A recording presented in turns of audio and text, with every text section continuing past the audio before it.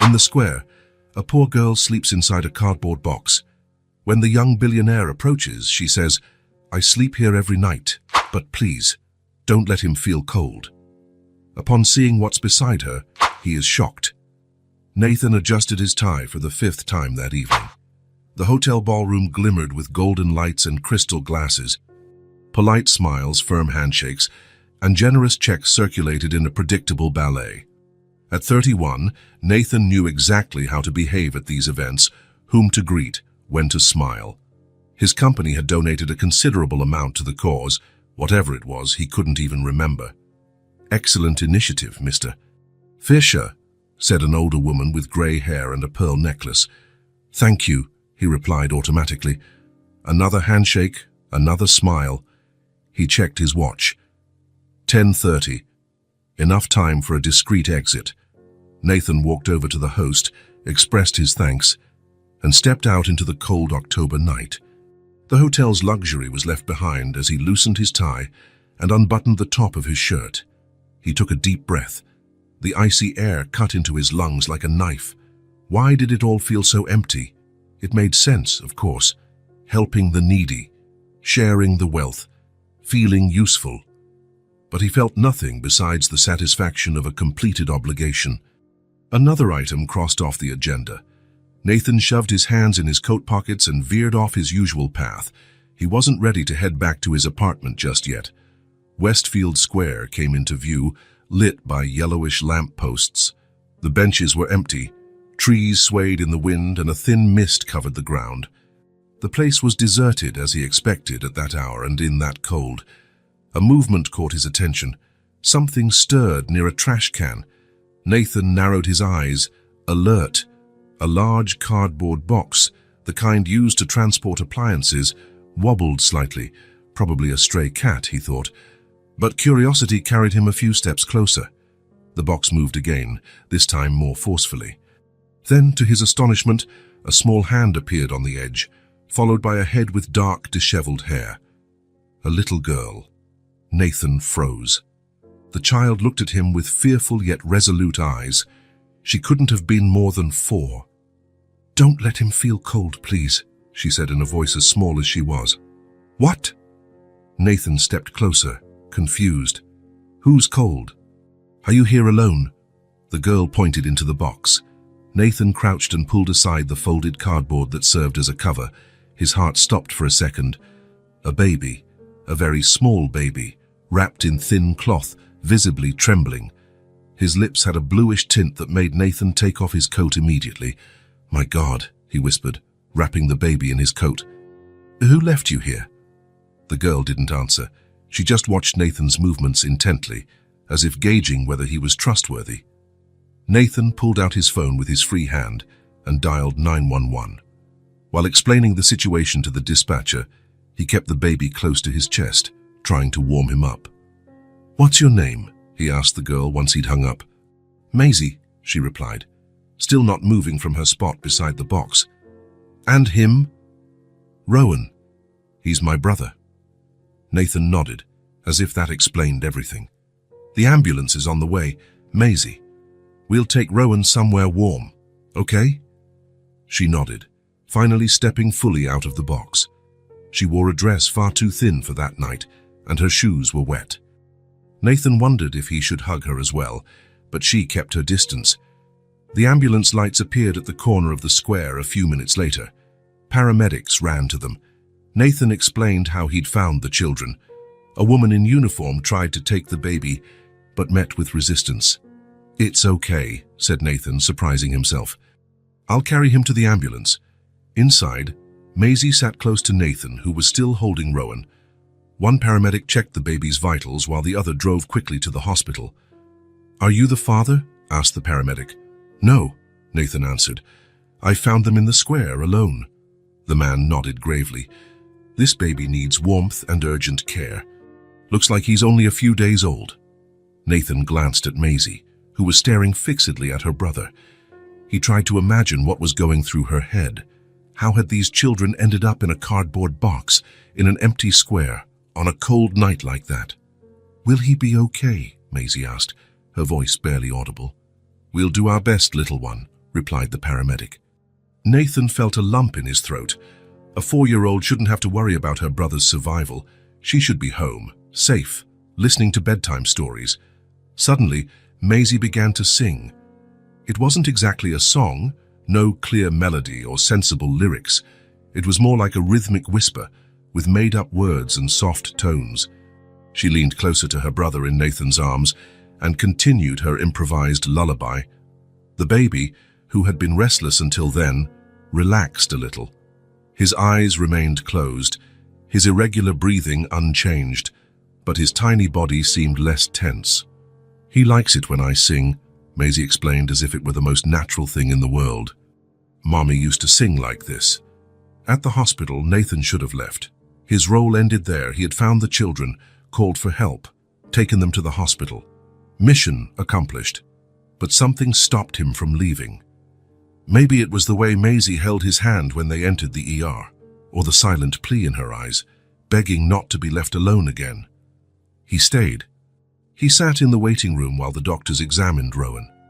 Maisie stayed by his side, now wrapped in a blanket the nurse had given her. She didn't speak much, but her eyes said it all. Fear, worry, and a weight far too big for someone so small. "Are you hungry?" Nathan asked. She nodded. He bought sandwiches and juice from the hospital cafeteria. Maisie ate in silence, watching the door through which her brother had been taken. "You saved us," she said suddenly, between bites. Nathan swallowed hard. He didn't feel like a hero. He was just a man who happened to be in the right place at the right time.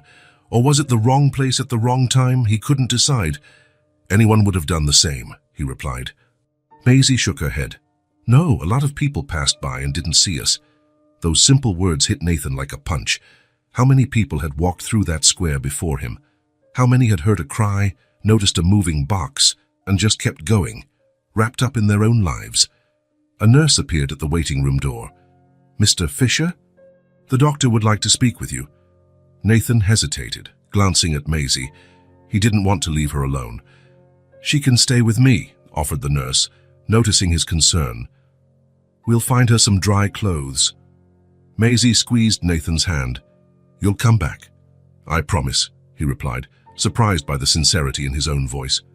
The doctor was waiting in a small office, a middle-aged man with deep circles under his eyes and a tired but kind expression.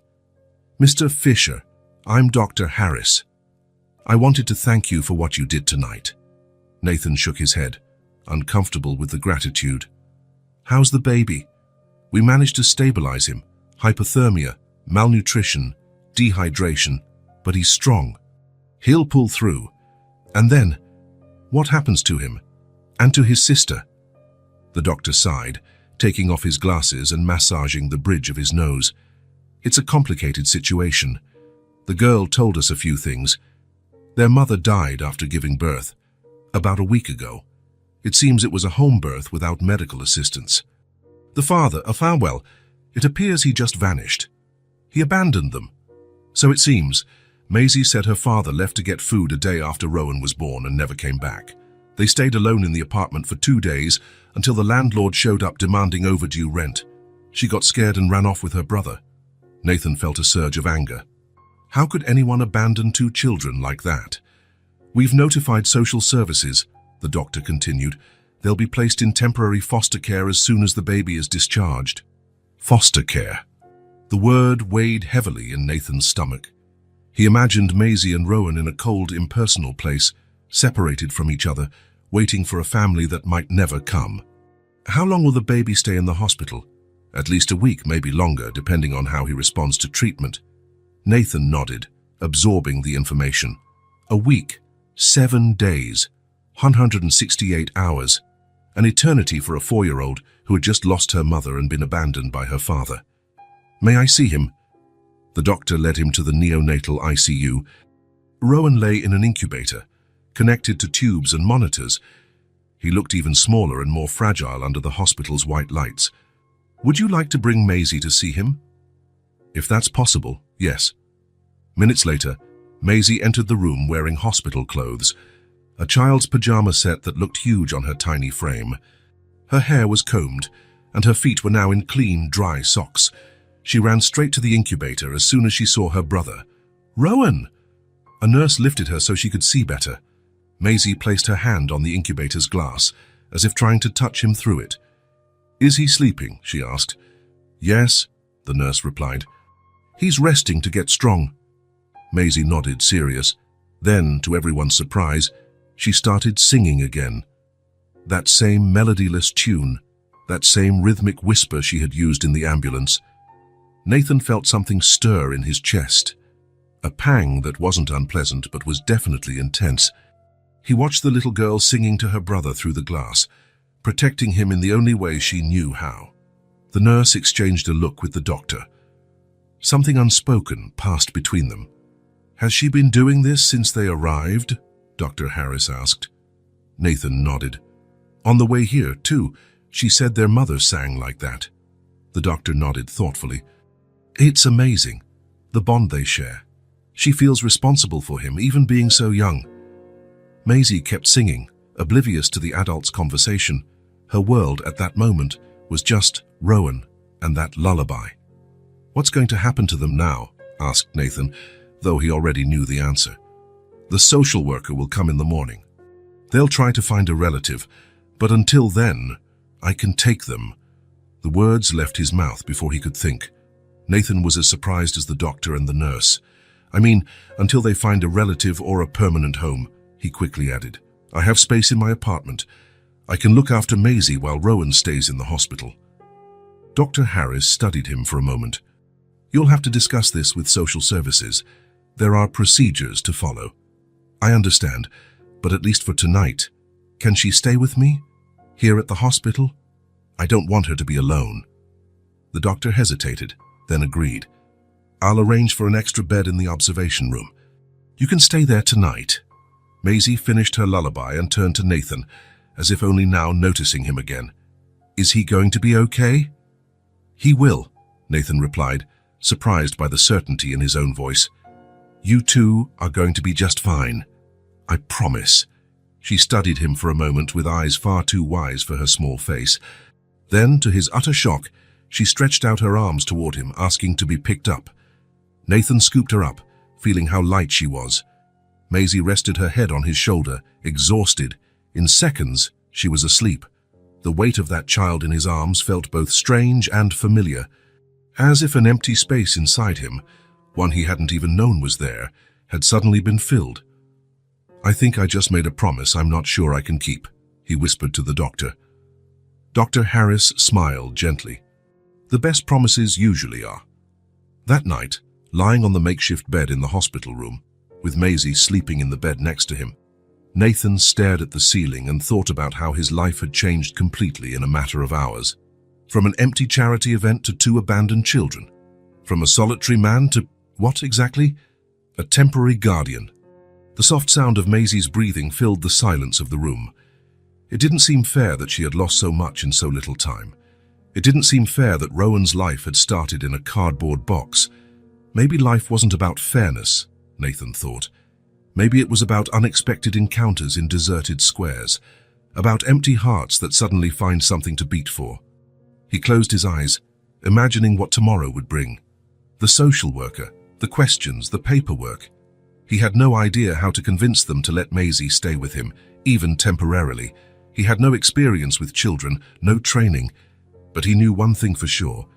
He wouldn't leave those children alone again, not if he could help it. With that thought, Nathan finally fell asleep, while outside the city continued its life, indifferent to the small miracle that had taken place on that cold October night. 3 days passed with Nathan splitting his time between the hospital and work.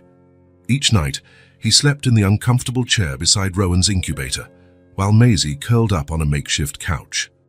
The nurses knew them by name now, and one of them always brought hot chocolate for Maisie on those cold mornings. On that Wednesday, Nathan arrived earlier than usual. He found Dr. Harris examining Rowan, who looked rosier and more active than in previous days. "Good news," the doctor said, smiling for the first time since they'd met. "This little guy's a fighter. He's responding better to treatment than we expected." Nathan felt immediate relief. "So he's out of danger. The critical phase has passed. Now it's all about gaining weight and strength." Maisie, who was drawing in a notebook donated by a nurse, lifted her head. "Can we take him home?" The doctor and Nathan exchanged looks. Home. The word hung in the air like a question without an answer. What home? The apartment they had shared with their mother was gone. A foster shelter was just that. Temporary. Dr. Harris cleared his throat. Technically, he could be discharged tomorrow, but, Nathan pressed, the social worker still hasn't found a temporary home available to take them. Shelters are overloaded this time of year. With the cold setting in, the children's department is swamped with cases. Nathan felt adrenaline course through his body. This was his chance, the opportunity he'd been waiting for since he inexplicably decided he wouldn't abandon these children. "They can stay with me."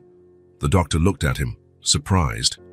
"I thought your offer was just for that one night." "So did I," Nathan admitted, "but 3 days have passed and no one has come for them.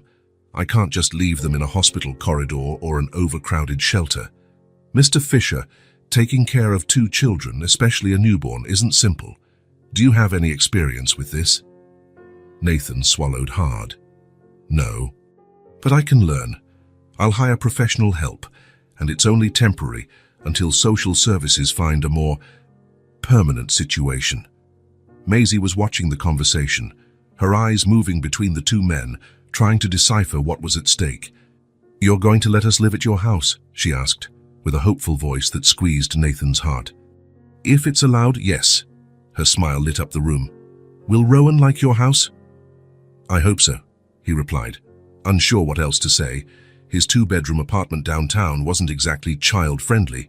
It was functional, minimalistic, not much personality, like his life up to that moment. Dr. Harris sighed. "I'll call Ms. Reynolds from Social Services. In the end, she's the one who decides." 2 hours later, Nathan was sitting before a middle-aged woman with grey hair pinned in a severe bun. Her thick-framed glasses slid down her nose as she examined his documents. "Mr. Fisher, I understand your concern, but there are procedures we must follow.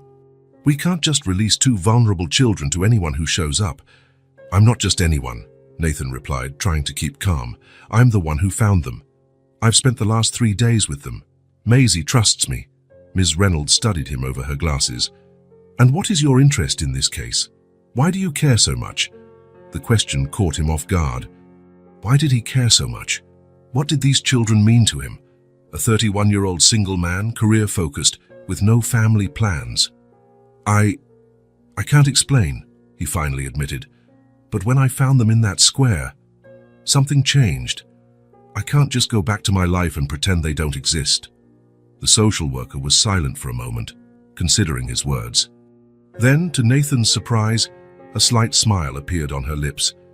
"You know, Mr. Fisher, in this job we learn to be suspicious of people's motives. We see so many hard cases, so many sad stories. Sometimes when someone like you shows up, our first reaction is to suspect." She closed the folder. "But we also learn to recognize sincerity when we see it. And you do seem sincere. So, here's what we'll do. As a temporary measure, to prevent the children from ending up in an overcrowded shelter, I'll authorize them to stay under your provisional care, but with conditions." Nathan nodded, anxious. "What conditions?" "Regular visits from social services, a full interview regarding your background and financial status, an inspection of your apartment to ensure it's child-appropriate, and you'll need to take a short course on infant care." "I accept all the conditions."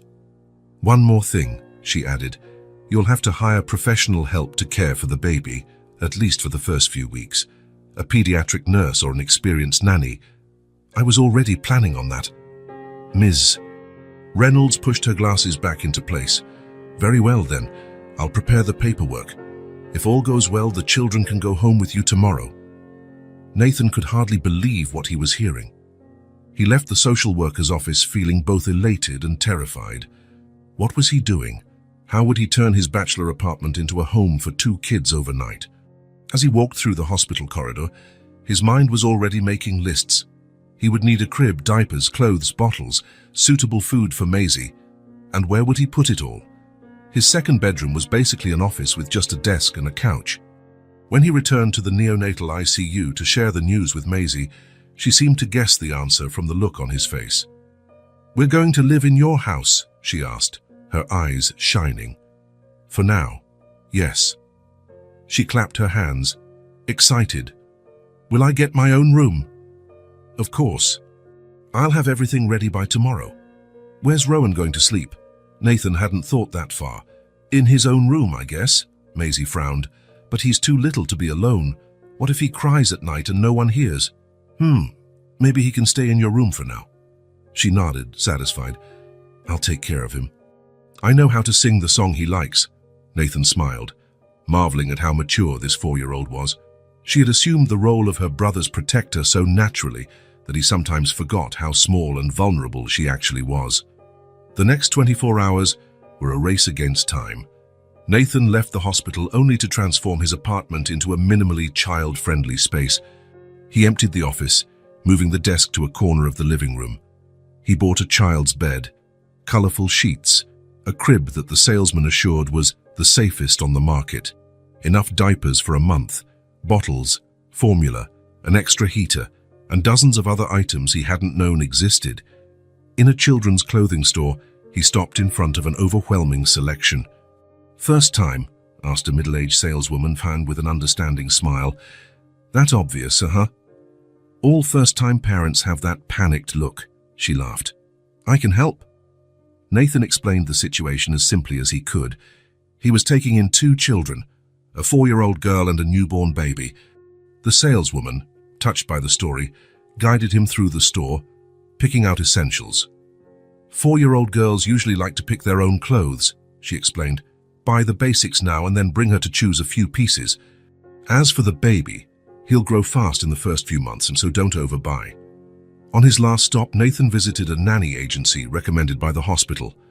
The receptionist listened attentively to his needs. "We have several professionals experienced with newborns," she said. "But for your situation, I recommend Linda. She has 20 years of experience and has worked with several families in unusual situations." 2 hours later, Nathan sat in his newly rearranged apartment, talking to a robust woman in her mid-50s with red hair and kind eyes. "So you've never cared for children before?" Linda asked bluntly. "Never. And you have no idea what you're doing?" Nathan laughed nervously. "Is it that obvious?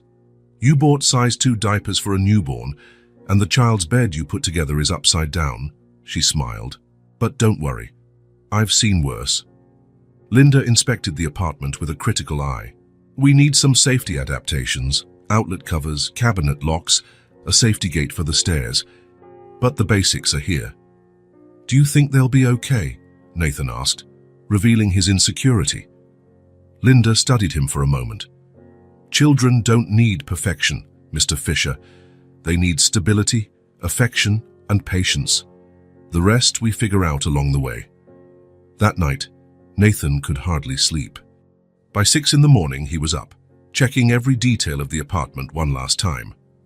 By 9, he was at the hospital, signing the final discharge documents for Rowan. "Remember, he still needs special care," Dr. Harris explained as he handed over prescriptions and instructions. "Weekly checkups, daily weight measurements, close attention to his body temperature. The nurse you hired will know what to do, but stay alert." Nathan nodded, absorbing each word as if his life depended on it. In a way, it did. Rowan's did, at least. Maisie was beaming in her new dress and the backpack Nathan had bought for her.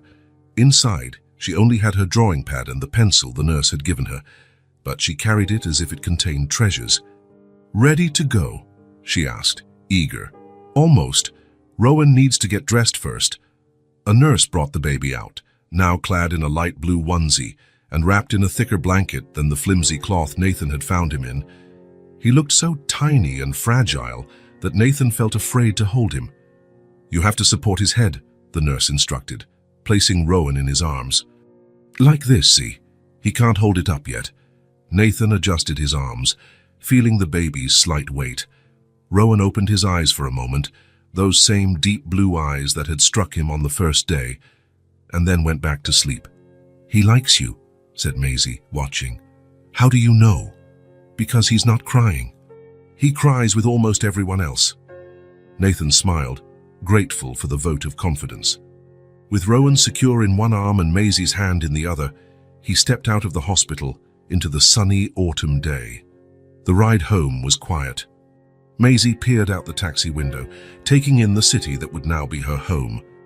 Rowan slept peacefully in the car seat that Nathan had installed with the driver's help.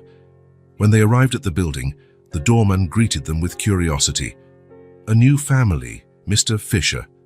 "Something like that, Paul," Nathan replied, unsure how else to explain. "They'll be staying with me for a while." In the apartment, Linda was already there, having used the key Nathan gave her the previous day. The place felt cozier than he remembered. Curtains open, homemade soup bubbling on the stove, the children's room arranged more functionally. "Welcome home," she said with a smile. Maisie walked in timidly, looking around the new space with curious eyes. She stopped in front of the bed with star and moon-patterned sheets. "Is this my bed?" "It is," Nathan answered. "Do you like it?" She nodded, running over to touch the sheets. Then she noticed the crib beside the bed. "And this is Rowan's bed, right next to mine. I figured you'd want to be near him." The smile Maisie gave was worth every penny and every minute Nathan had invested in the past few days. The first few hours were an intensive lesson for Nathan. Linda showed him how to change diapers, prepare bottles at the right temperature, burp Rowan and check his comfort. Maisie watched everything attentively, occasionally offering her own pointers. "He likes it when you rock him this way," she said, demonstrating with her hands, "not too fast."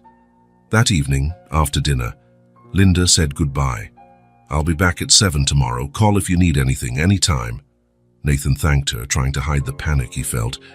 He'd be alone with the children for the first time. Following the instructions, he helped Maisie take a bath, brush her teeth, and change into new pajamas. Rowan got his last bottle of the day and was laid in the crib, clean and fed. "Bedtime," Nathan announced, attempting to sound confident. Maisie climbed into bed but didn't lie down. "How are you going to tell a story?" Nathan froze. He hadn't bought any children's books. "What kind of story would you like?" "Mommy always told the one about the princess who saved the dragon." "The princess saved the dragon? Isn't it usually the other way around?" Maisie shook her head. "No. The dragon was sad because everyone was scared of him. The princess was the only one who saw he was good." Nathan smiled. "Sounds like a great story. How does it begin?" "Once upon a time." He sat on the edge of the bed and improvised a tale about a brave princess who befriended a lonely dragon. Maisie corrected details occasionally. "No, the dragon was blue, not green," or "he only breathed fire when he was upset." When the story ended, she finally lay down. "Now I have to sing so Rowan can sleep." Nathan nodded, watching as she leaned over the crib and started that same tuneless lullaby. That same rhythmic whisper he was now used to. Rowan, who had been squirming, immediately calmed down. Later, after Maisie fell asleep, Nathan returned quietly to the room. He watched the two children sleeping, still unable to believe they were there, in his apartment, under his care. Rowan stirred in the crib, making a soft sound. Nathan approached, worried he'd wake up. The baby opened his eyes for a moment, looked at Nathan, then drifted back to sleep, content. That simple act, the instinctive trust of a baby, touched something deep within Nathan. He realized, with a clarity he hadn't had before, that he wasn't just helping these children. In some way, they were saving him too. He went back to the living room and sat on the couch, exhausted but unable to sleep. His phone showed 3 missed calls from Claire, his sister. She probably already knew, through mutual friends, about his new family situation. The difficult conversation could wait until tomorrow.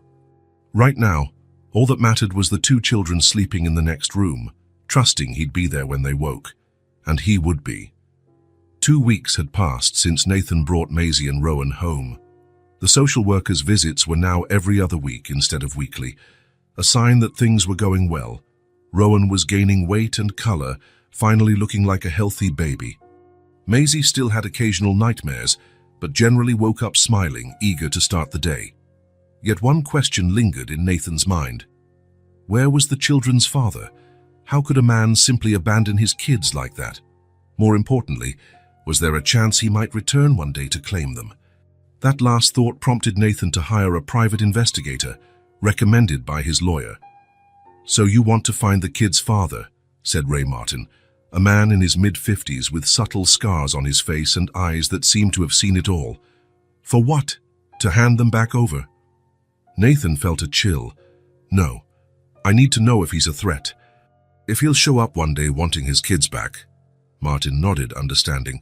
"What do you already know about him?" "Almost nothing. Maisie said his name is Daniel. The mother's name was Ellie, Eleanor Carter. She died soon after Rowan was born, at home, with no medical help. That's all I've got." "Last apartment address?" 47 Hawkins Street, apartment 3C. "So I've already been there. The landlord said they were 3 months behind on rent. He didn't know anything about the father, only that he worked odd jobs, never anything stable." Martin scribbled the info into a battered notepad. "It's a start. We'll need Maisie's birth certificate if it exists. Any documents from the couple. Photos if the girl has any. Maisie brought nothing but the clothes on her back. Everything else was left at the apartment, and when I went there, the landlord had already cleared it out." "The landlord's name?" "Morton. George Morton." Martin kept jotting notes. "I'll begin today. First step is talking to this Morton again. Then I'll check hospital records. Maisie had to be born somewhere. With luck, the father's full name is listed." As he left, Nathan hesitated. "Mr. Martin, if you find him, don't contact him directly. Just let me know first, please." The investigator gave him a curious look. "You really care about these kids, and don't you?" "More than I ever thought possible." 3 days later, Nathan got the first call from Martin. Apparently, the landlord had kept some of the tenants' personal belongings in a box, hoping they'd return. "Mostly documents," Martin explained, "including Maisie's birth certificate." The father's full name was Daniel Thomas Reed, born in Camden, New Jersey, 34 years ago. No current address, no record of steady employment for the past 2 years. Maisie's birth certificate showed that Eleanor Carter had been only 22 when Maisie was born and wasn't married to Daniel. "I'm following a few leads," Martin said. "He seems to have a pattern of temp jobs and frequent address changes. I'll check homeless shelters and social assistance centers. People like him often resort to those places." Nathan spent the next week personally visiting every shelter in the city. He showed a faded photo Martin had found among the belongings, a thin man with dark hair and a wary look. No one recognized him, or at least no one admitted to. At one shelter, he met a social worker named Diane, who showed particular interest in the case. "The stories I hear here every day would break your heart," she said as they walked through the shelter's courtyard. "People who lost everything, jobs, homes, families. Most don't start out wanting to abandon responsibilities. Life pushes them, one small mistake at a time." "Are you defending what he did?" Nathan asked, unable to hide his indignation. Diane shook her head. "There's no excuse for abandoning 2 children. I'm just saying there's always a story. And from what you've described, it sounds like Daniel was in free fall for a while." "How so?" "Temp jobs, overdue rent, a pregnant partner, a small child to support, no family to lean on. It's a recipe for disaster, especially if there's alcohol or drug abuse involved. Maisie never mentioned any of that.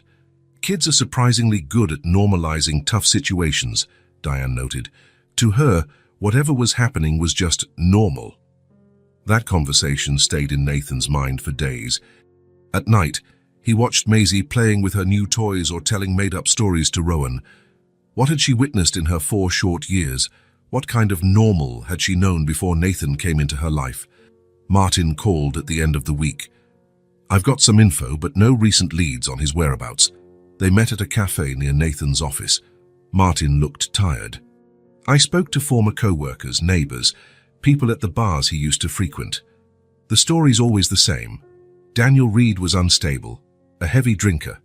He worked just enough to scrape by, but things got worse in the weeks leading up to Rowan's birth. One witness said they saw him arguing violently with Eleanor 2 days before the birth." Nathan felt a knot in his chest. Was Maisie there? Probably. The apartment only had 1 room besides the bathroom. And after Eleanor died, Martin glanced at his notes. From what I gathered, Daniel went into shock. A neighbor heard the baby crying and knocked on the door, found Eleanor dead in bed, Daniel drunk on the floor, and Maisie trying to look after the newborn. The neighbor called an ambulance, but it was too late for Eleanor, postpartum hemorrhage, apparently. Nathan closed his eyes, picturing the scene. Maisie, at 4, having to deal with her brother's birth, her mother's death, her father's collapse. The next day, Martin continued, Daniel left saying he was going to find food. He never returned. That same neighbor fed Maisie and Rowan for 2 days until the landlord showed up. Maisie must have gotten scared and fled with the baby. What about relatives?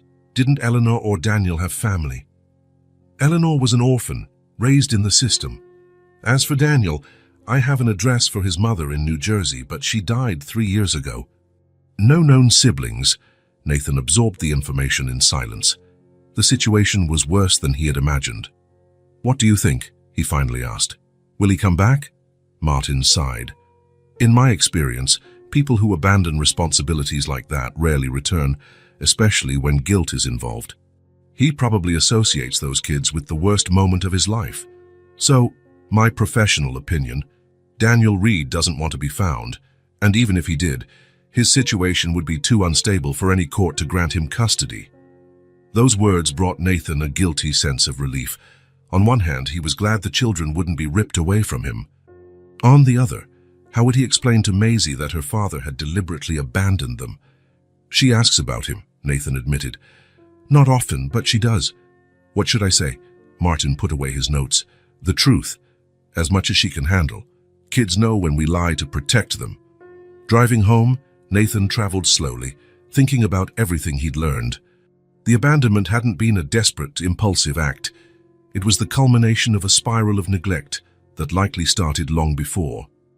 When he arrived home, he found Linda serving dinner, while Maisie told an elaborate story about an adventure her teddy bear had that afternoon.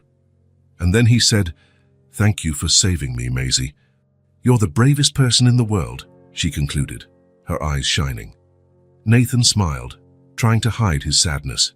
That girl had lived through so much in such a short time. She deserved stability, safety, love, everything her biological father hadn't provided. Later, after Linda left and the children were asleep, Nathan sat in the dark living room. Martin's report lay on the table beside the documents from the old apartment.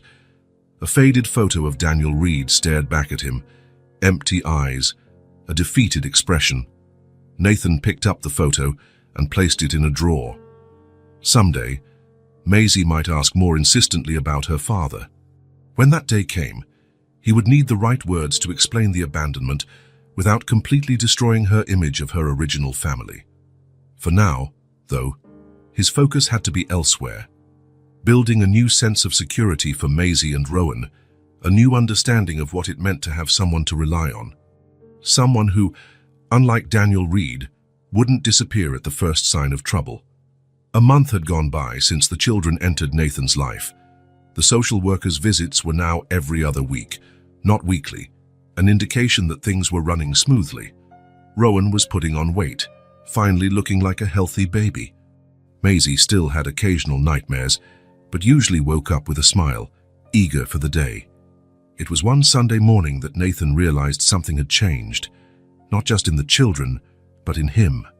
In the kitchen, Maisie was already sitting at the table, swinging her legs that didn't reach the floor. Instead of asking for what she wanted, she simply waited, as if certain of what would happen next. "Good morning," said Nathan, yawning. "Good morning," she replied brightly. "It's already 8:20. Nathan looked at the clock, confused. "And it's orange juice time," Maisie announced as if it were obvious. "Sunday mornings are for orange juice. Then we have pancakes." He smiled, surprised by her observation. He hadn't realized that his improvisations over the past few weeks had become an expectation, a pattern. On Sundays, he usually squeezed fresh oranges, something he'd never done before the kids arrived. And yes, he tried to make pancakes, though the results varied. "You're right," he said, taking oranges out of the fridge. "Want to help?" Maisie nodded, dragging the step stool he'd bought so she could reach the counter. Together, They cut the oranges and squeezed them in a manual juicer.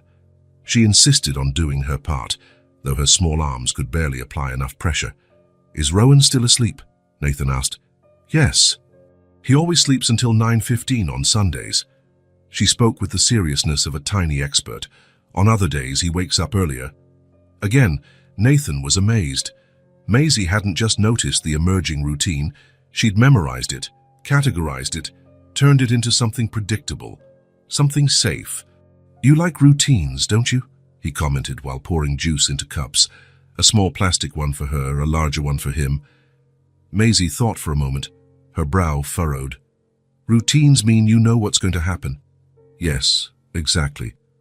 "Then I do like them," she confirmed, sipping her juice. "Before, I never knew what was going to happen." The simplicity of that statement hit Nathan hard. Of course she valued predictability.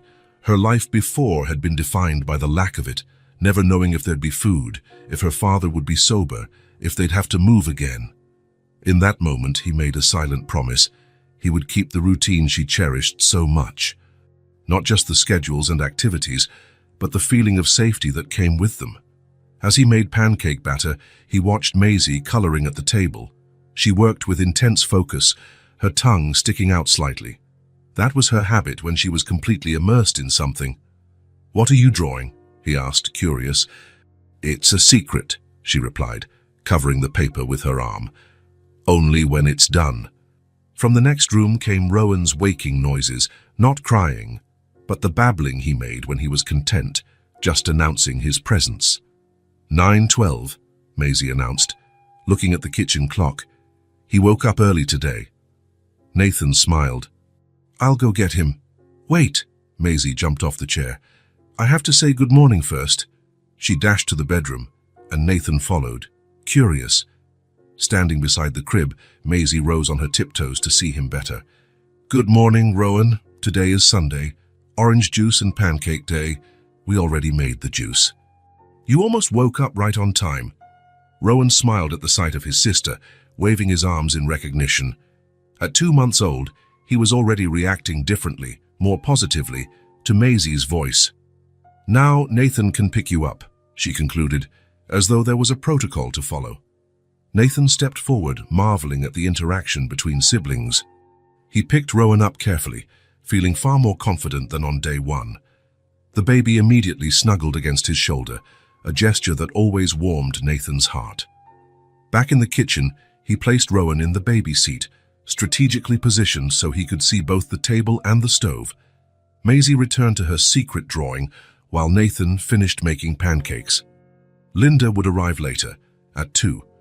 On Sundays, she only stayed a few hours, giving Nathan time with the kids, but also a break to handle personal tasks, though more and more, his personal tasks involved shopping for the children or meeting with his lawyer about custody matters. Breakfast followed its usual ritual.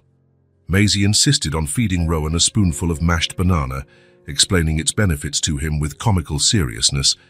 Nathan found himself laughing more than usual, enjoying every moment of this scene that, just a month ago, would have been unthinkable in his solitary life.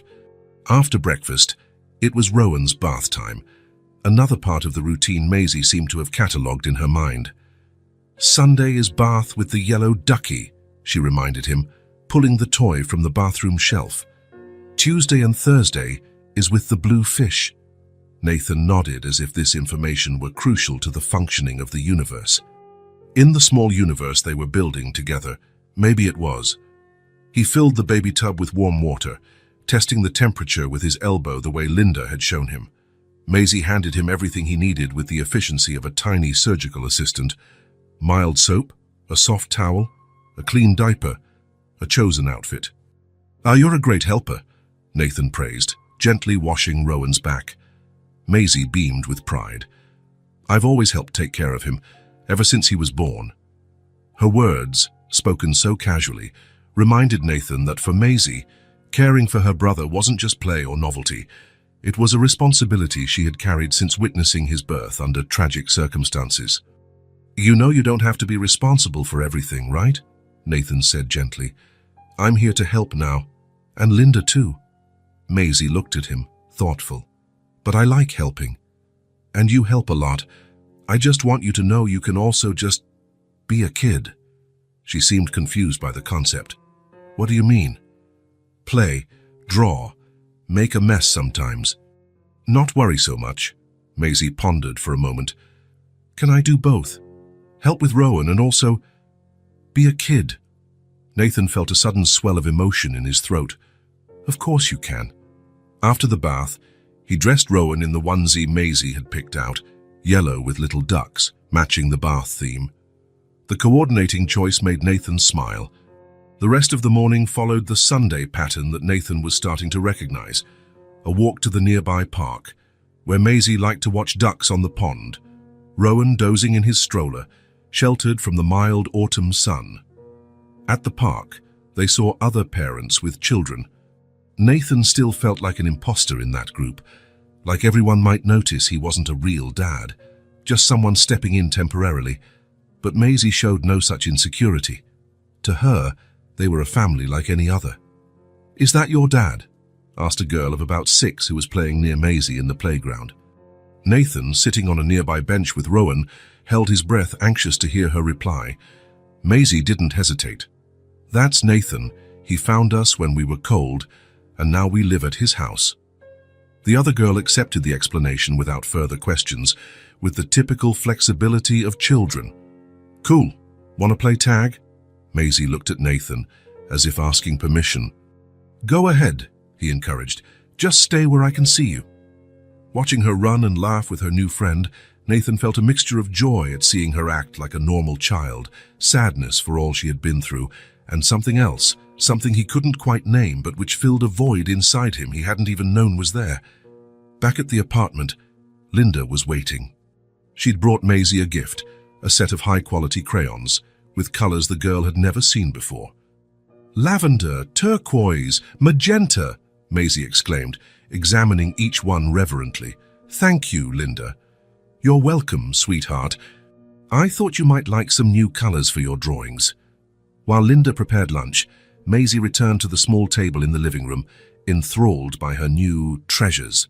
She resumed her secret drawing from earlier, reinvigorated. Nathan used the time to answer a few work emails.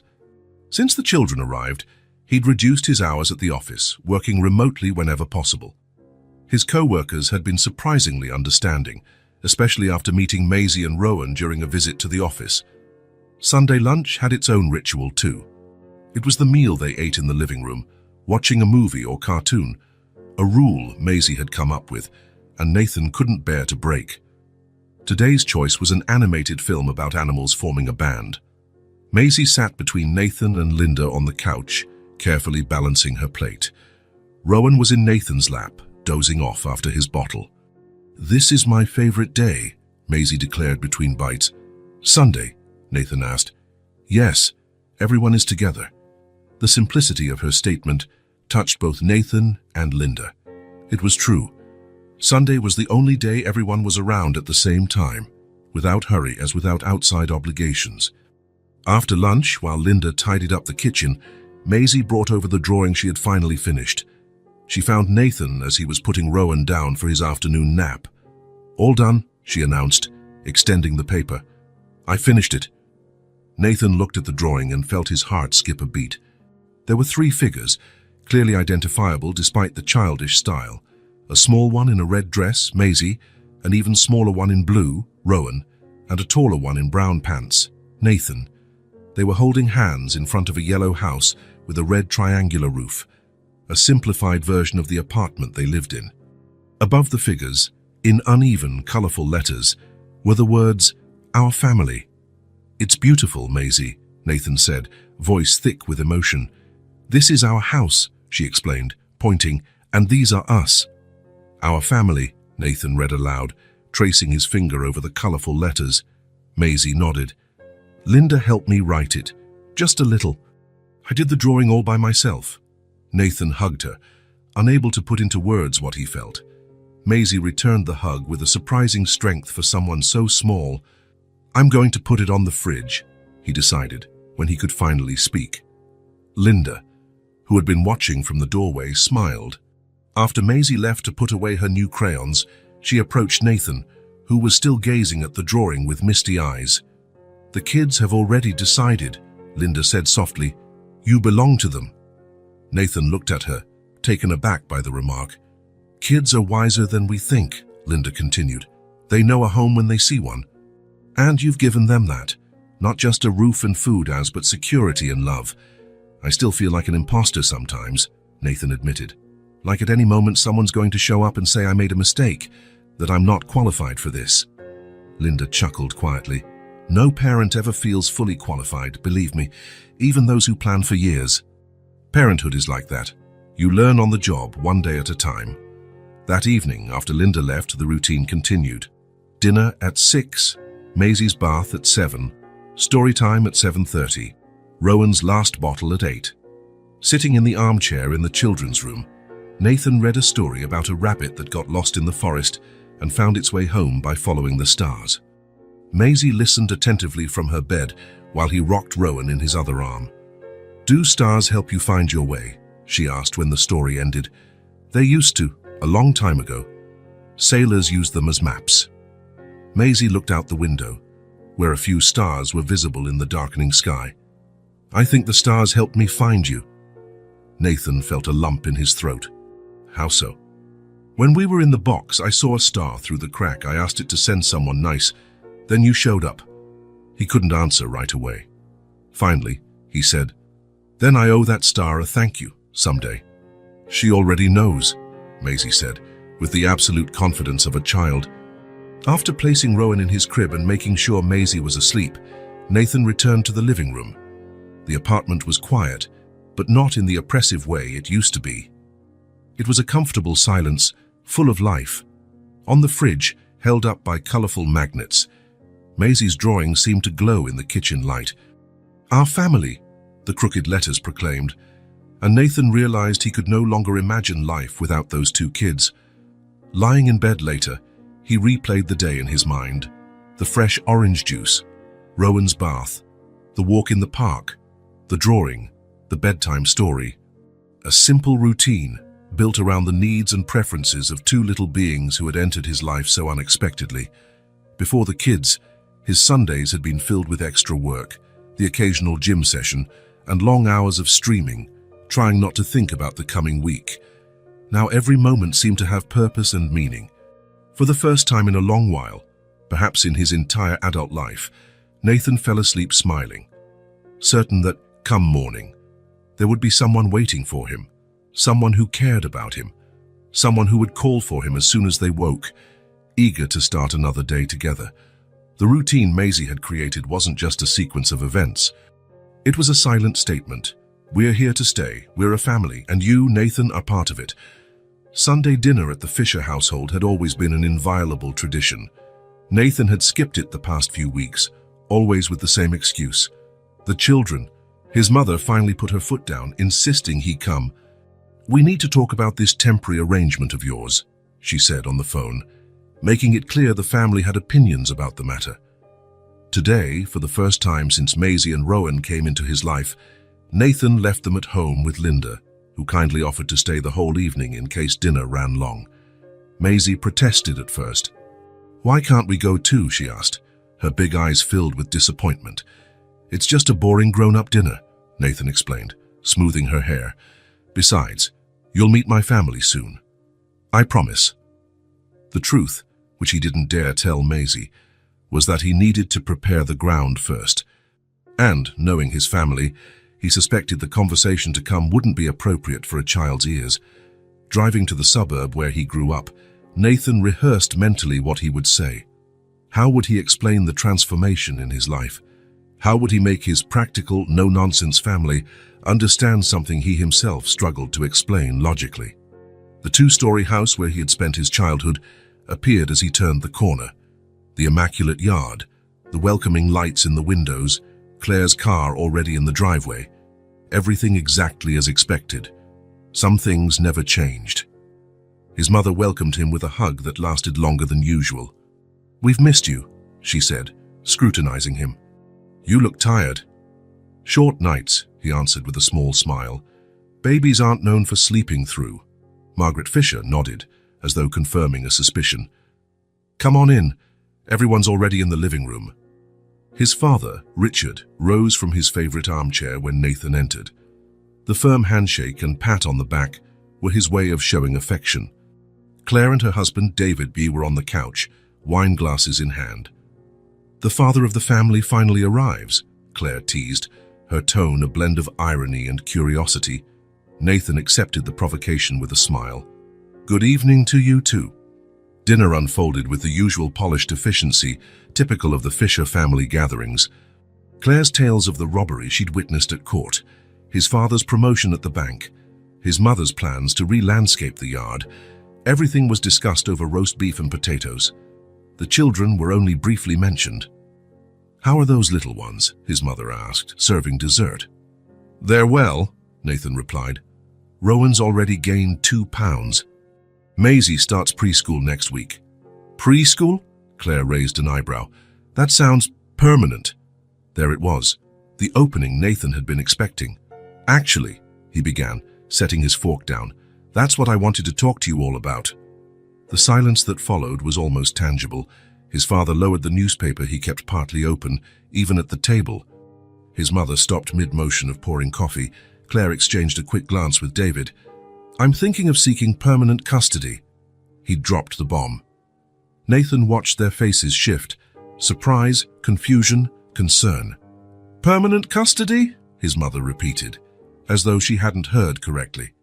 "Yes. I've spoken with social services and an adoption attorney. Since no relatives have come forward and considering the circumstances, I have a good chance." "Nathan," his father began, using the carefully neutral tone he reserved for delicate issues, "don't you think you're being hasty? They've been with me almost 2 months now. We've adapted well." "Maisie's happy. Rowan's healthy." 2 months is nothing," Claire interjected, dropping any pretense of neutrality. "You're talking about taking responsibility for 2 children for at least the next 20 years. "I'm aware of that." "Are you?" his sister insisted. "Nathan, you've always been career-focused. Your apartment is practically an office with a bed. Since when do you want to be a father? And a single father at that?" Nathan took a deep breath. He'd anticipated resistance, especially from Claire, the family's voice of reason and planning. "It's not about wanting to be a father. I already am, in a way. Maybe not biologically, but in all the ways that matter." "You feel responsible because you found them," his father observed.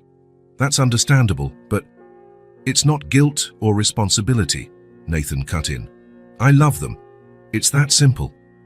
The word love hung in the air, almost visible. The Fishers were not a family prone to grand emotional displays or dramatic declarations. Efficiency, planning, and good sense had always been more valued than impulses of the heart. "Love is important," his mother said softly, "but raising children requires more than that. Stability, preparation." "I'm financially stable," Nathan replied. "As for preparation, well, who's ever really prepared? Even parents who plan for years." Claire shook her head. "You're romanticizing parenthood. It's not just taking them to the park on weekends and telling bedtime stories. It's sleepless nights, constant worries, hard decisions, and you'll be doing it alone." "I'm not alone. I have Linda, the nanny. I have friends who support me, and I was hoping I'd have my family too." The last sentence carried a silent question. An uncomfortable silence settled. David, always the diplomat, tried to smooth things over. "I think we're all just concerned about your well-being, Nathan. And the kids as well. The question no one's asking," Claire added, leaning forward, "is what happens when you realize reality doesn't match this fantasy you've built? What happens to the kids when you get tired of playing the hero?" Nathan stared at his sister, feeling a surge of irritation. "Is that what you think of me? That I'm playing house? I'm thinking of the kids," Claire retorted. "They've already been abandoned once. They don't deserve to go through that again if you realize your life has been turned upside down." "Claire," their mother warned, but Nathan raised a hand. "No, Mom, let her speak. Speak. I want to hear every argument because I'm sure social services and the judge will ask the same questions." Claire sighed, her tone softening a bit. "Nathan, you never once mentioned wanting kids before. You're not even in a stable relationship. Suddenly you decide you want to be a dad to two traumatized children. Life rarely follows our plans, he replied. Sometimes the best things are the ones we never planned for. This isn't the Nathan we know, Claire insisted. You always weighed all options, thought through every angle before making a decision. Maybe the Nathan you knew needed to change, he answered, surprising even himself with the firmness in his voice.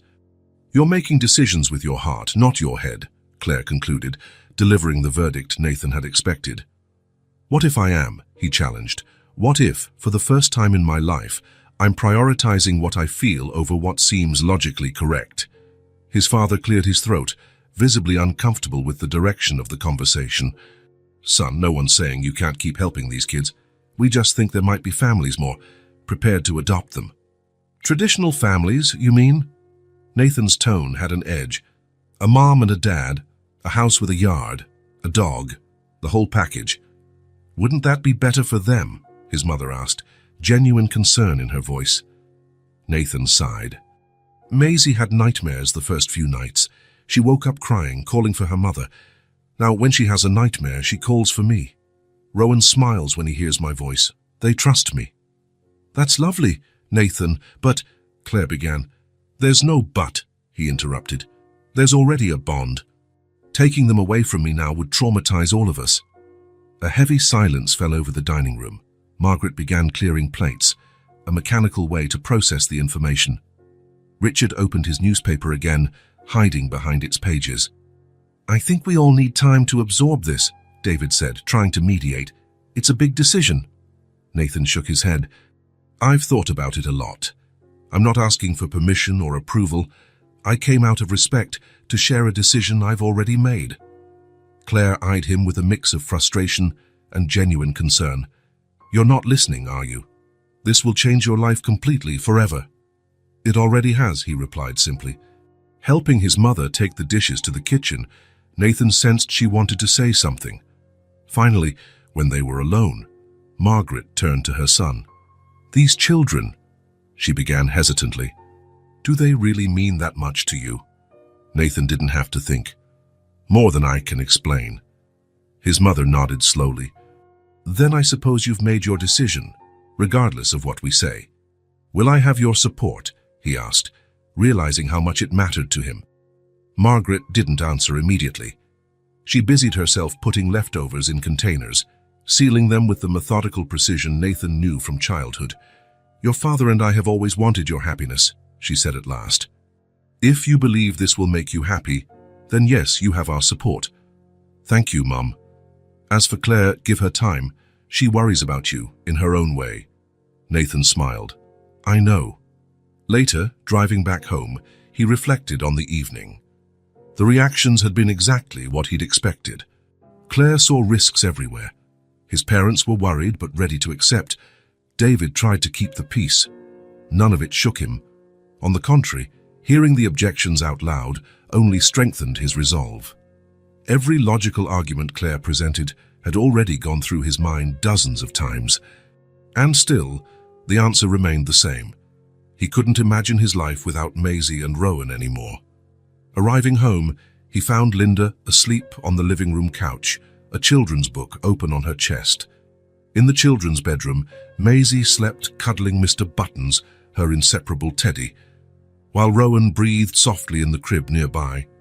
Nathan stood in the doorway for a moment, just watching. Claire was right about one thing: he had changed. The old Nathan, calculating, practical, always in control, would have analyzed this situation logically and concluded it was unwise. He would have taken the most rational course, handing the children over to the system, but that Nathan no longer existed. In his place stood a man who finally understood that some decisions can't and shouldn't be made solely with the head. Family wasn't just about blood, it was about choice, and he had made his. Nathan woke with a jolt, feeling something was wrong. He remained still in the darkness, trying to identify what had disturbed his sleep. A faint sound reached him, almost imperceptible. It wasn't Rowan's cry, which he'd grown used to. It was different, more anguished Maisie. He jumped up, crossing the hall to the children's room. The soft nightlight, shaped like a star, cast gentle shadows on the walls. Rowan slept peacefully in his crib, but Maisie was sitting up in bed, knees pulled to her chest, face buried in her arms, shoulders shaking in silent sobs. "Maisie," Nathan called softly, approaching. "What's wrong, sweetheart?" She lifted her tear-stained face, eyes wide as though still trapped between dream and reality. Seeing him, her lips quivered. "Mommy," she whispered brokenly. "I want Mommy." Nathan's heart clenched. In nearly 3 months together, Maisie rarely spoke of her mother. Sometimes she'd mention little things. "Mommy liked this song," or "Mommy made square pancakes," but always with surprising acceptance. This raw, open grief was new. He sat on the edge of her bed, unsure what to do. "Did you have a nightmare?"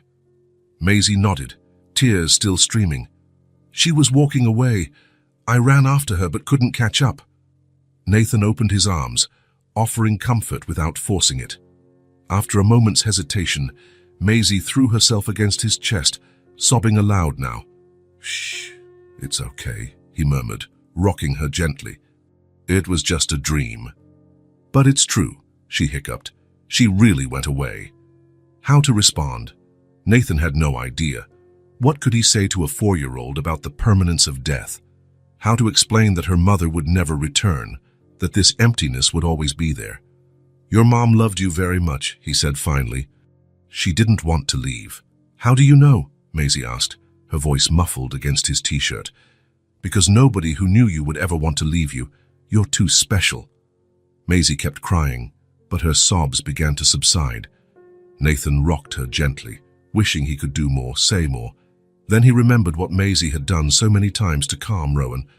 Without overthinking, Nathan began to sing. Not the same shapeless tune Maisie used for her brother. He didn't know that lullaby.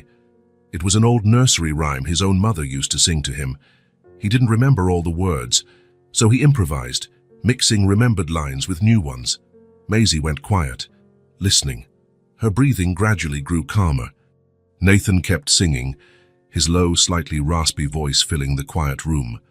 One of Maisie's hands clung to the collar of his t-shirt, as if afraid he might vanish if she let go.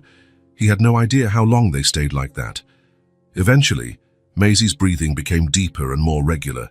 She'd fallen asleep in his arms, face still blotchy from crying, but peaceful now.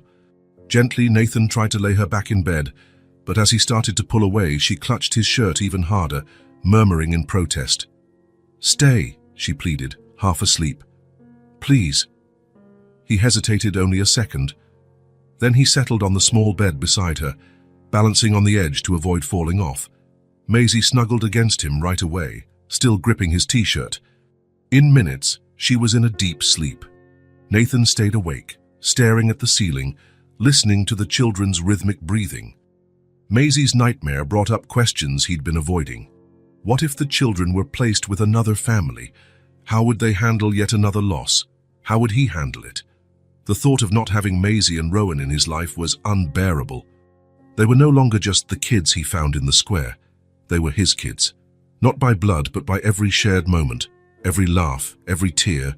Right there on that bed, too small for him, with Maisie clinging to his t-shirt like her life depended on it, Nathan made his final decision. He wouldn't just care for them as long as needed. He would make them his permanent family. He would file for full custody as soon as possible. With that resolution, he finally fell asleep. In the morning, Nathan woke to a gentle nudge on his shoulder. He opened his eyes, momentarily confused about where he was. Linda stood by the bed, wearing an unreadable expression. "Sorry to wake you," she whispered.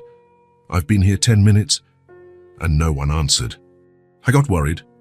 Nathan sat up carefully, not to wake Maisie, who still slept soundly. His neck ached from the awkward position. "She had a nightmare," he explained softly. "Was crying for her mother." Linda nodded, compassionate. "That's normal? Honestly, it's surprising it didn't happen sooner. Kids often process grief in unexpected ways, at unexpected times." Nathan ran a hand through his hair, trying to gather his thoughts. "Linda, I need to talk to you. I've made an important decision." They left the room quietly. In the kitchen, while Linda prepared coffee, Nathan explained his intention to file for permanent custody of the children. "It's about time," she replied, surprising him. "I was wondering when you'd see the obvious, that the three of you are a family." Linda handed him a cup. "The way you look at them and how they respond to you, it's special. I've worked with many families over the years. I know the real thing when I see it." Linda's affirmation bolstered his resolve. That very morning, he called his lawyer and scheduled a meeting for the next afternoon. The process would be long and probably complex, but he was prepared to face any obstacle. When Maisie woke up, she didn't mention the nightmare or her nighttime tears.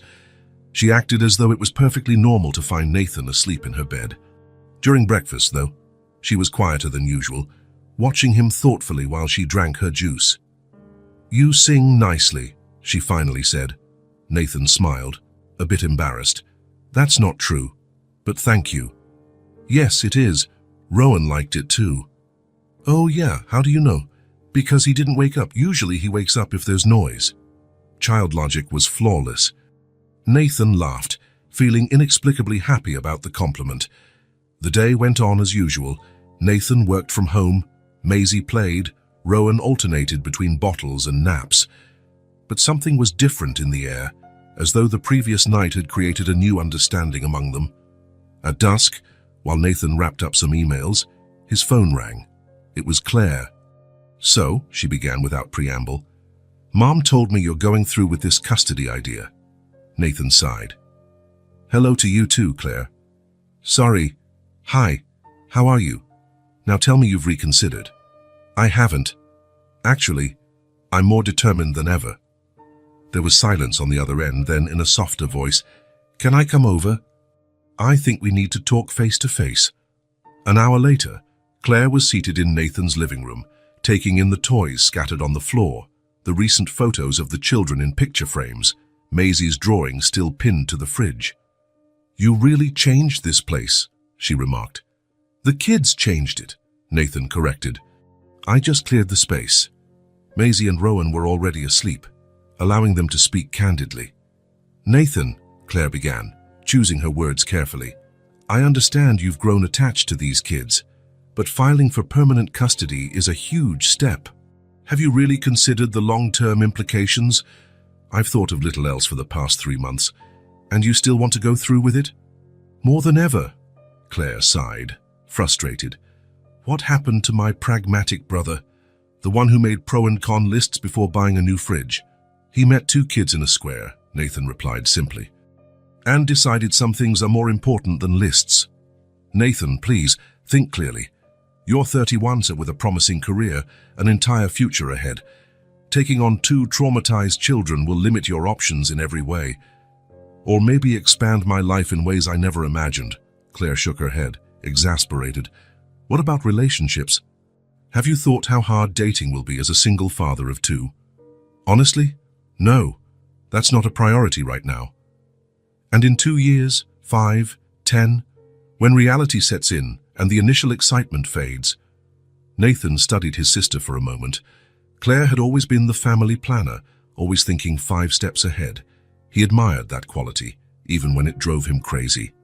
"Claire, I understand your concern, truly, but I need you to understand something. This isn't a whim.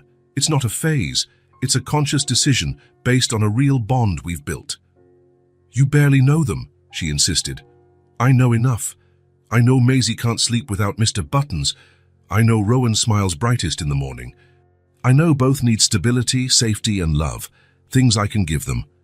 Other families could offer that too, more established families with more experience." Nathan drew a long breath, trying to stay calm. "Claire, last night Maisie woke up crying.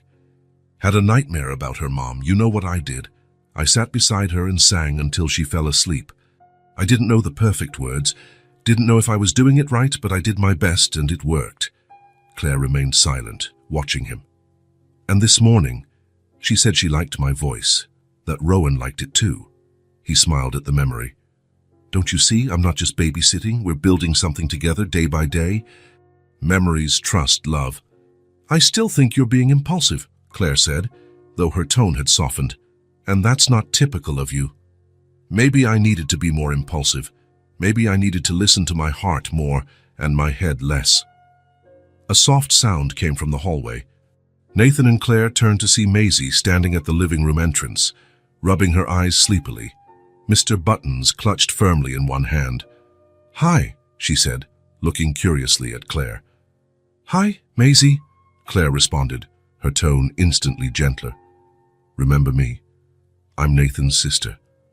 Maisie nodded, still watching her cautiously. Then she turned to Nathan. "I had a dream." "Another nightmare?" he asked and worried. "No." She came over, climbing onto the couch between them. "A good dream. We were all in the park. You, me, Rowan, and Linda. There was ice cream." Nathan smiled, relieved. "Sounds like a great dream." "Can we go to the park tomorrow?" she asked hopefully. "With ice cream? Of course we can." Maisie looked pleased with that. Then, noticing Claire's serious expression, she asked, "Are you mad?" Claire blinked, surprised by the child's perceptiveness. "No, sweetheart. I'm just talking to Nathan." "About what?" The adults exchanged glances. Nathan hesitated, unsure how much to share. But before he could decide, Claire answered, "About how he wants you both to stay with him forever." Maisie's eyes widened. "Forever, ever?" Nathan shot Claire a warning look, and she shrugged as if to say, "She asked." "Yes," he confirmed. "I'm trying to work things out so we can be an official family." Maisie's face lit up for a moment, only to be replaced by worry just as quickly. "But what if they don't let us?" she asked in a small voice. "Who wouldn't let us?" "The people in charge, the lady with glasses who came here." Nathan kneeled in front of her, taking her small hands in his. "Maisie, I'm doing everything I can to make sure we stay together. There are some people who need to approve it, but I have a good chance." Claire watched the exchange, looking more pensive by the second. Maisie thought for a moment, then released one of Nathan's hands to grab Mr. Buttons, her cherished teddy. She looked at it as though having a silent conversation, then held it out to Nathan. "Take him," she said. "If everything goes wrong, he'll stay with you. He doesn't like being cold." Nathan felt as though he'd been punched in the gut. The simplicity of that gesture, the memory of the night he found them shivering, the significance of her offering her most precious possession, it overwhelmed him. "Oh, Maisie," he whispered, his voice breaking. "Nothing's going to go wrong, I promise. And Mr. Buttons belongs to you." She shook her head, stubborn. "But if it does, will you take care of him?" "Promise? I promise." Nathan pulled her into a hug, unable to say more without his voice completely failing him. Over Maisie's shoulder, he saw Claire discreetly wipe away a tear. Their eyes met, and a silent understanding passed between them. After Nathan tucked Maisie back into bed, he returned to the living room where Claire was waiting. "She gave you her teddy," Claire remarked, not as a question but a statement. "Yes. That teddy is her most important possession, isn't it?" Nathan nodded, his throat still tight. Claire drew a deep breath. "I think I owe you an apology. I didn't fully understand what was happening here." "What do you mean?" "That girl trusts you more than anyone in the world. I could see it in her eyes. And you really do love those kids." "More than I can explain," Nathan admitted. "She mentioned being cold," Claire continued. "Was that how you found them?" "Out in the cold. Inside a cardboard box on a freezing autumn night, Maisie protecting Rowan, asking me not to let him feel cold." Claire closed her eyes briefly. When she opened them again, there was a new resolve there. "How can I help?" she asked. "With the custody process, I mean..." Nathan could hardly believe what he was hearing. "So you've changed your mind?" "Let's say I was convinced by a 4-year-old expert," she replied with a small smile. "Besides, you seem determined, and the Fishers are known for their stubbornness." "Determination," Nathan corrected, returning her smile. "Whatever you want to call it. So, what's the plan?" As they discussed the next legal steps, Claire, being a lawyer, had valuable advice. Nathan couldn't help thinking about Maisie's offer. The teddy bear, protection against the cold. How could a 4-year-old comprehend so much about loss and separation? How could she be so strong and so vulnerable at the same time? At that moment, Nathan realized he truly couldn't imagine his life without Maisie and Rowan. It wasn't about doing the right thing or helping children in need. It was about feeling complete, about belonging. Claire interrupted his thoughts. "What are you thinking about? You seem a million miles away." "I was thinking about what I told Maisie, about us being an official family. And I realize we already are one. The paperwork will just make official what already exists in our hearts." Claire rolled her eyes but smiled. "My brother, the poet. Who would have guessed?"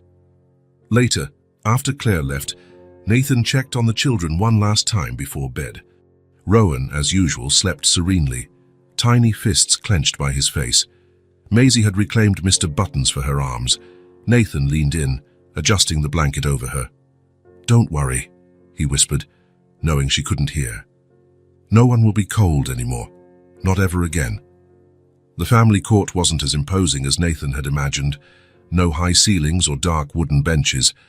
Just a functional room with beige walls, a few artificial plants, and the official emblem behind the judge's desk. Even so, his heart pounded as he waited in the corridor, adjusting the tie Linda had insisted he wear.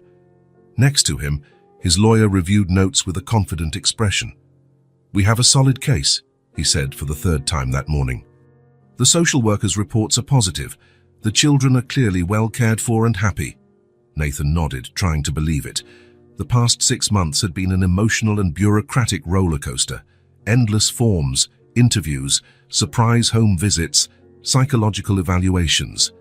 Every aspect of his life was scrutinized, measured, evaluated. And now, finally, the day of the decision had arrived. "Where are the kids?" the lawyer asked. "With Linda, in the children's room at the end of the hall. I figured they shouldn't watch all this." Wise choice. The judge might want to see them afterward, if things go well. If things go well. Those words echoed in Nathan's mind. What if they didn't? What if after all these months building a life together, the system decided it wasn't enough? The hearing room door opened. A woman in a suit stepped out with a neutral expression. "Mr. Fisher, the judge will see you now." Nathan took a deep breath and entered, followed by his lawyer. On the other side of the room sat Miss Reynolds, the social worker who had overseen the case from the start. She offered a small, encouraging smile. Next to her was a representative from Child Protective Services, whom Nathan had only met once. Judge Morris was around 60, with grey hair and keen eyes behind reading glasses. He didn't look intimidating or particularly friendly, just observant. "Good morning, everyone," he began after the usual formalities. "We're here to decide on the permanent custody petition filed by Mr. Nathan Fisher regarding children Maisie Carter, 4 years old, and Rowan Carter, 8 months. Correct?" "Yes, Your Honor," the lawyer confirmed. "I've read all the reports and evaluations," the judge continued, "but before I rule, I'd like to hear directly from Mr. Fisher." He turned to Nathan. "Mr. Fisher, why do you wish to have permanent custody of these children?" The question sounded simple, but Nathan knew it was anything but. How to summarize what had happened over the past months? How to explain to a stranger the depth of his bond with Maisie and Rowan? "Your Honor," he began, his voice steadier than he expected, "when I found these children that night in October, I wasn't looking to start a family. To be honest, I barely knew what I was looking for in my own life." He paused, organizing his thoughts. "I had a successful career, a comfortable apartment, friends. On the surface, and it seemed I had everything, but inside, there was an emptiness I hardly recognized, let alone knew how to fill." The judge observed him, expression neutral.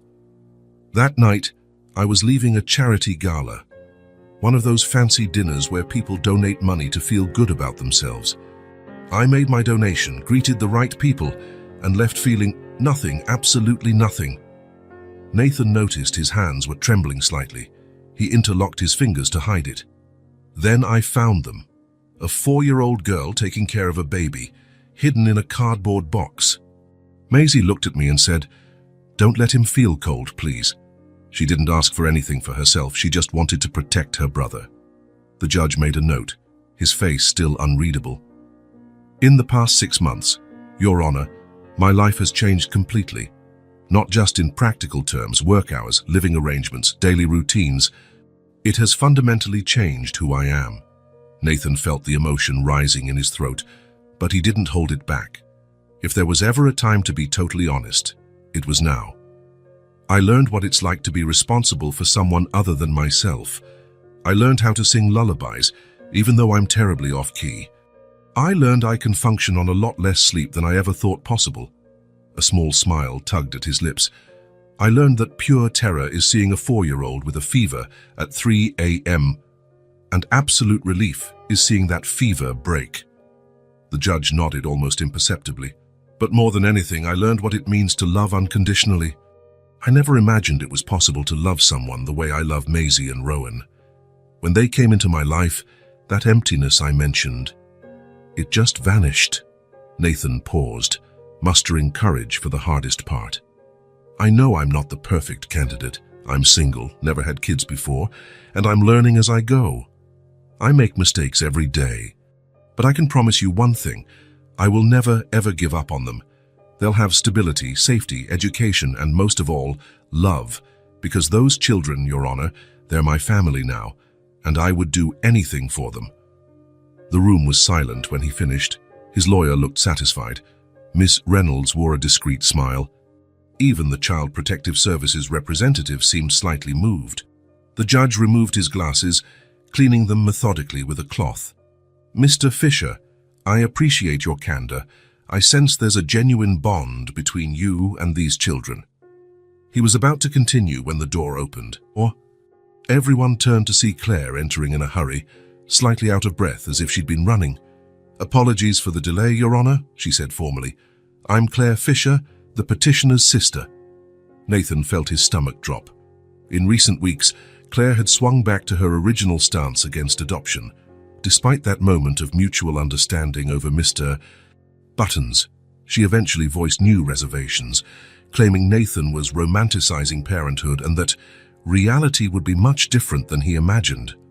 Ms. Fisher, said the judge, clearly surprised, I don't see your name on the witness list. I know, Your Honor, but I feel I need to speak. It's important. The judge considered briefly, then nodded. Very well, but keep it brief, please. Claire took a position in the center of the room, avoiding direct eye contact with Nathan. Everyone could feel the tension. Nathan's lawyer leaned over to whisper, but Nathan gestured him to stop. He wanted to hear what his sister had to say, even if he feared her words.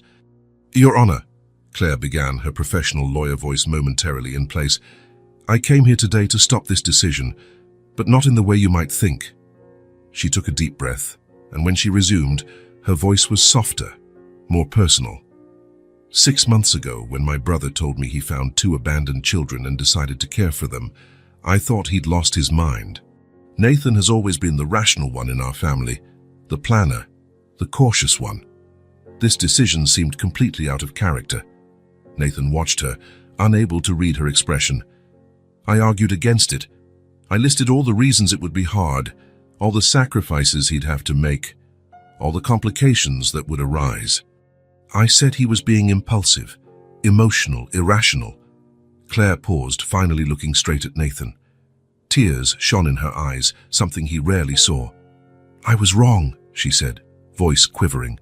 Completely wrong. In the past months, I've seen my brother care for these kids with more love than many parents I know. He's changed. And to be honest, I've changed too, just watching it. The words hung heavy with emotion.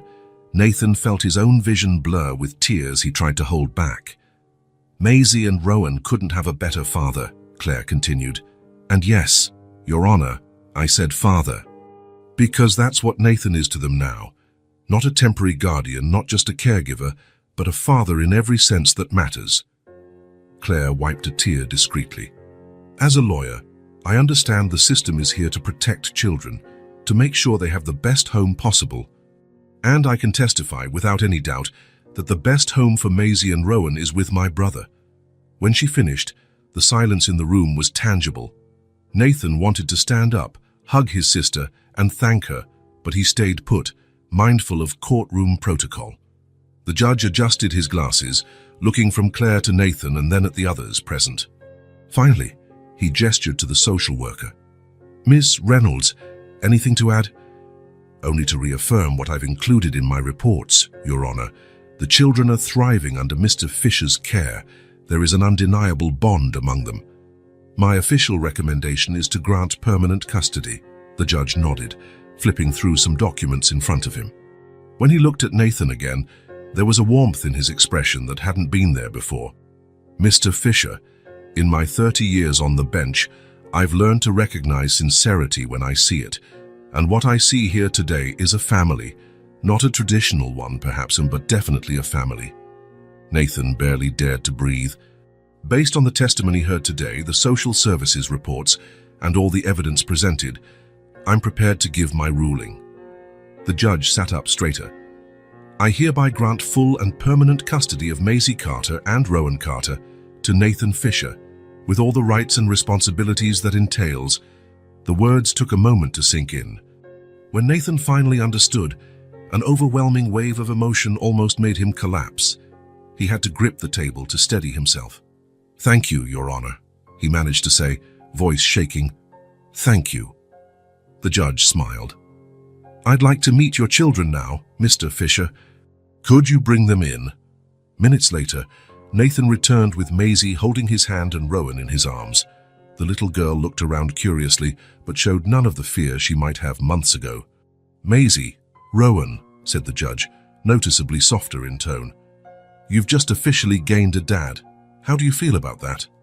Maisie looked at Nathan, then at the judge.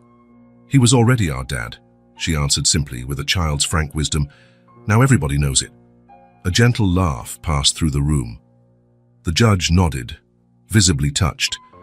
"You are absolutely right, young lady." While the final documents were signed, Claire approached Nathan wordlessly. They hugged, Rowan nestled comfortably between them. Maisie joined in, wrapping her arms around their legs. Leaving the courthouse, Nathan carried Maisie in one arm and Rowan in the other. The April sun shone brightly, as if celebrating with them. His eyes were damp, but his heart had never felt lighter. He was no longer just the man who'd found them on a cold night, who had temporarily taken them in, who had learned to love them. Now, in the eyes of the law and the world, he was what his heart had known for months. He was their father. 6 months after the hearing, life had settled into a rhythm at the Fisher home. The apartment was new, larger, brighter, with a room for each child and a small balcony for stargazing at night. But the real change was in the life that pulsed within it. Where once there was order and silence, there were now scattered toys, laughter, and the occasional baby cry, which, strangely enough, Nathan wouldn't trade for anything. On the main wall of the living room, carefully framed, hung one of Maisie's drawings, 3 figures holding hands in front of a yellow house, with the words, "No more cold here," written in big, colorful, uneven letters on top. It was the first picture she'd made after moving to the new apartment. Whenever Nathan looked at it, he felt a profound certainty. He had finally found his home. Mornings were a symphony of organized chaos. On this particular morning, Nathan was more nervous than usual. It was Maisie's first day of primary school. She insisted on choosing her own outfit, a blue dress with silver stars and red sneakers. "Is everything in my backpack?" she asked, meticulously checking her school supplies. "My lunch, my pencil case, Mr. Buttons." "Mr. Buttons is going too?" Nathan asked, hiding a smile while feeding Rowan. "He'll stay hidden in my bag," Maisie whispered, "just so I won't be nervous." On the way to school, Maisie chatted excitedly about the friends she planned to make. But when they arrived at the colorful gate, her small hand gripped Nathan's with surprising strength. "What if nobody likes me?" she whispered. Nathan knelt to eye level. "Impossible. You're the coolest person I know." That brought a smile to her face. Shoulders squared like a tiny warrior, Maisie entered the classroom with one final wave. "See you at 3, Dad, Dad." The word still sent a wave of warmth through Nathan's chest every time he heard it. Of all the titles he'd held in life, none meant as much as this one. Back home, he found Linda trying to convince Rowan to eat carrot puree, with little success. Pa, pa, pa, babbled the baby when he saw Nathan stretching out his chubby arms. He just said Papa, Linda exclaimed, as if witnessing a miracle. Did you hear that? Technically, he said pa, pa, pa, which could mean anything, Nathan replied, though his heart leaped. Papa, Rowan insisted, pointing directly at him. Linda gave Nathan a triumphant look. You were saying? Life had changed in every aspect. His job, once central to his existence, now occupied a carefully circumscribed slot. Nathan left the office at 5 sharp, ignoring the surprised looks from co-workers who used to see him stay late. Weekends were sacred, reserved solely for his children. He had learned how to make pancakes on Sundays, Maisie's in heart shapes, Rowan's cut into manageable pieces. He'd also learned how to fix broken toys, treat scraped knees, and assemble paper mobiles, skills he never imagined he'd need but now felt as essential as breathing. One Saturday afternoon, after a day at the park, Nathan found Maisie and Rowan sound asleep in the living room, she on the sofa with an open storybook on her lap, he on the rug surrounded by colorful blocks, one tiny hand stretched out as if trying to reach his sister, even while sleeping. Nathan paused at the doorway, taking in the moment without taking a photo. Some moments were too precious to capture. They were meant to be lived. That night, like so many others, Nathan sat on the small balcony of his apartment, inhaling the fresh air and reflecting on all that had changed. Then Maisie appeared, rubbing her eyes in her rocket-patterned pajamas. Can't sleep? He asked, making room for her. Maisie shook her head, nestling against him and looking up at the starry sky. I was thinking about Mommy. Nathan put an arm around her gently. What were you thinking about her? She pointed to the sky. See that star? That's Mommy. I think she's happy. Why do you think she's happy? Because we're together. And no one's cold. The simplicity and depth of her observation nearly took Nathan's breath away. At that moment, a soft cry came from the bedroom. Rowan had woken up. I'll get him, Nathan said, but Maisie was already on her feet. I'll go. He likes it when I sing to him. Minutes later, the three of them were on the balcony, looking at the stars. Rowan babbled happily in Nathan's arms, while Maisie pointed again at the bright star, explaining to her brother that it was Mommy. Nathan held his children close, feeling a peace he'd never known. He'd spent so much time chasing success and fulfillment, never suspecting they'd come in the form of 2 children abandoned in a cardboard box. Now he understood. Life didn't have to be perfect, just lived with love. And love, he'd learned, could appear in the most unexpected places, starting with a simple gesture of empathy on a cold night.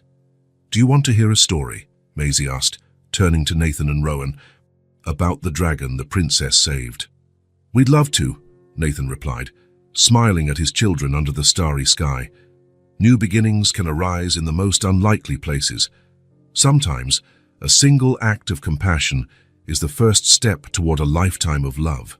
If this story touched your heart, subscribe to the channel and turn on notifications so you don't miss the next ones. Leave a like because it helps this story get recommended to more people. See you in the next story.